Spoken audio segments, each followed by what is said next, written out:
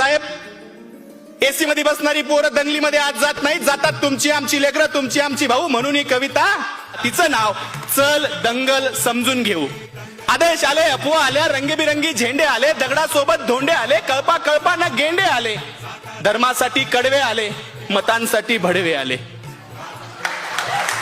दंगल पेटली घरं पेटले, दंगल पेटली घरं पेटले, हलक्या मेंदूचे पेटून उठले, गाड्या तुटल्या, काचा फुटल्या, यात माणसांचं मरण झालं, ब्रेकिंग न्यूजला कारण झालं, पत्रकार घटनेच्या खोलात गेले, घटनास्थळीचे जेलात गेले.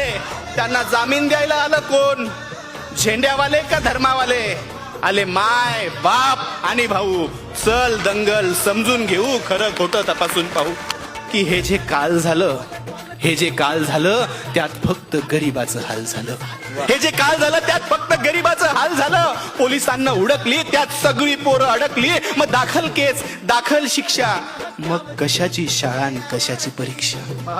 मग पोलीस स्टेशनात गाड्या आला, दंगल पेटवणारा भाड्या आला, त्यांची आपापसात मीटिंग झाली, आतल्या आत सेटिंग झाली, पैशानं कोंडी फुटली, पुढाऱ्यांची पोरं सुटली. असं सगळं घडतं दंगलीच्या भोवताल, असं सगळं घडतं दंगलीच्या भोवताल. पेटवणाऱ्याची सुटतात, बाकी भाकरीसाठी मवताल. आता जेलात त्यांच्या ढुंगणावर रोज कच्चून दंडे पडतात.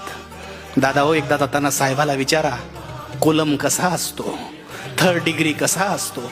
आता त्यांच्या ढुंगणावर जेलात रोज कच्चून दंडे पडतात. पेटवणाऱ्याची सुटली, बाकी सालो साल सडतात. असं सगळं दंगलीमध्ये होत असतं भाऊ. चल दंगल समजून घेऊ, खरं खोटं तपासून पाहू.